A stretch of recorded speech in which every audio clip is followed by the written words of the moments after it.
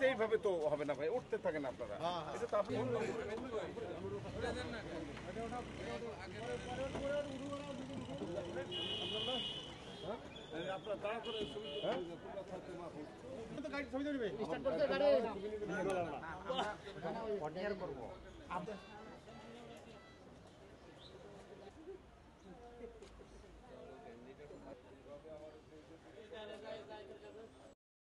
প্রথমে একটি মোটরসাইকেল ওই গাড়ি কাভার্ড ভ্যানের সাথে অ্যাক্সিডেন্টের একটা ভান করে এবং অ্যাক্সিডেন্টের করে তারা গাড়িটাকে থামায়।